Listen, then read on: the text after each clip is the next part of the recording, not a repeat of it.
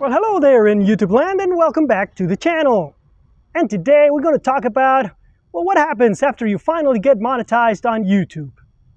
Cue the intro.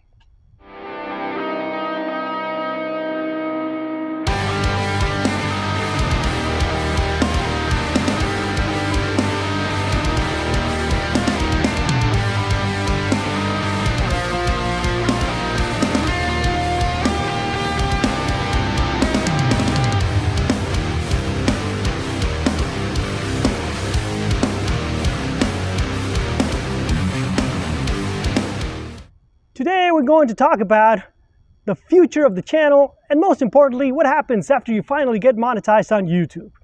The short answer is, you get depressed. I know I did.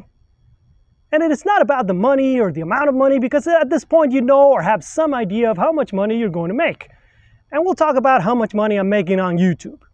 But why do you get depressed? So think of it like running a marathon. You have this goal set when you're preparing to run a marathon, and you do all this work in order to run the 26.2 miles. You have some idea on how fast you're going to go run it, but at this point, it's all about finishing that distance. That's your clear goal. On YouTube, your goal is also very clear. You need 1,000 subscribers and 4,000 hours of actual view time in the last 12 months. I didn't struggle too much to get the views, but it took me a little more than a year to get the subscribers. Now, once you run the marathon, you get excited, but what's the next goal? It's not all clear anymore. Once you get monetized, it's not as clear either. Sure, you can say, now I want to run it in, I don't know, this amount of time, get this or that place, but it's a goal you set for yourself. Same thing on YouTube. How many views or subscribers or money you want? It's all personal and relative. You have to decide for yourself and it's not that clear. So you get into this funk, like is it worth it? Should I continue? Well, let's talk about dollars and cents. So far, I've gotten paid once, and it was $150, and my next paycheck will be similar. $150 every 2 months. For more than a year of work, financially, it makes absolutely no sense at all. But if you're looking at it as a hobby, then yes, of course, what other hobby pays you?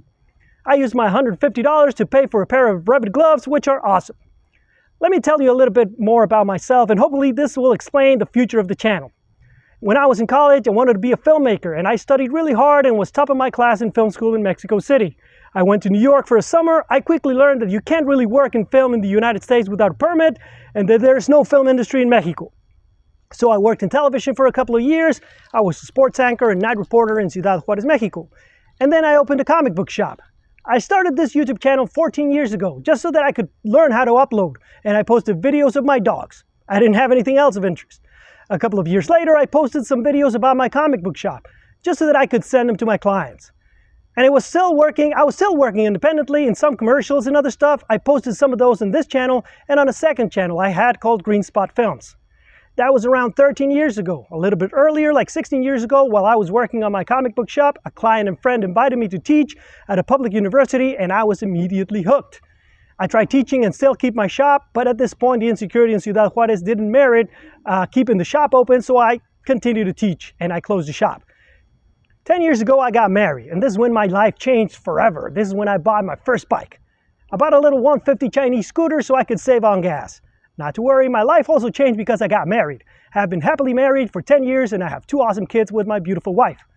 A few months later I traded that one for a Honda CB190R, the Chinese scooter, not the wife. And we moved to the United States. First stop, New Mexico. While I worked on my teaching certificate, I got a job as a motorcycle salesman. Not the greatest job in the world, but it paid the bills. Not the cowboys, but the bills. I got my teaching certificate and went back to teaching.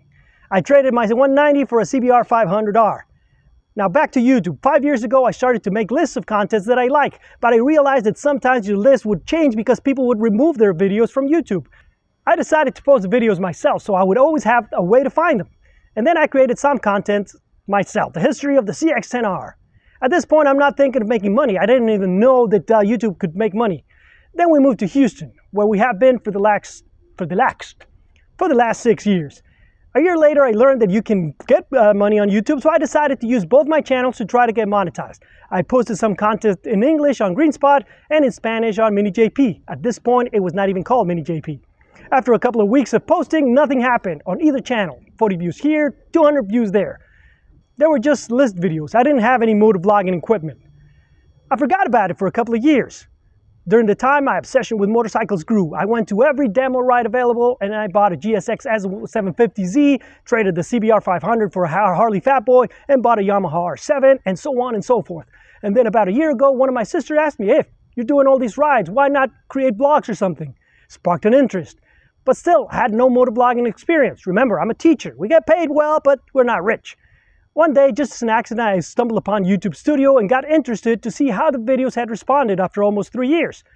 Turns out one of the Spanish videos got 25,000 views, and I was like, wow, I'm gonna be rich. Well, not really.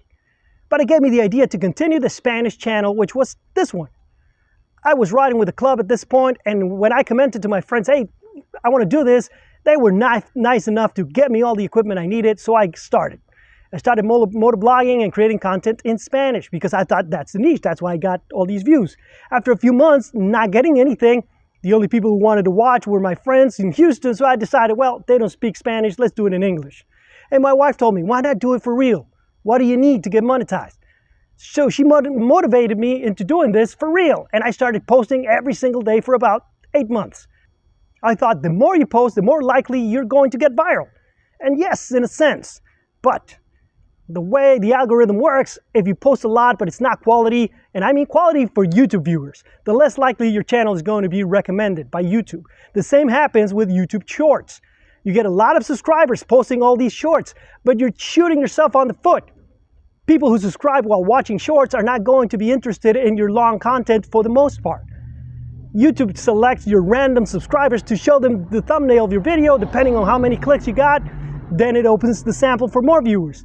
If none or very few people interact with your video, YouTube will stop recommending it. It's better to create quality content than quantity. And then now I have a newfound obsession, which is AI created film. I just posted the first episode of a new series that I'm producing called the AR Wars, Horror, Sci-Fi, Adventure, Motor. You get the idea. It's hard for YouTube to recommend something if it doesn't know what your channel is about. But still, this is my obsession and I want to do it. I will continue to post demo rides, and anytime I find them, I will also shoot motovlogs, forever newbie rides, but I will also be adding the AI content. Now remember, if you like the videos, to give it a thumbs up, subscribe, hit the bell button, and share it with all your friends. If you don't like the videos, share it with all your enemies. And I'll see you guys on the next one.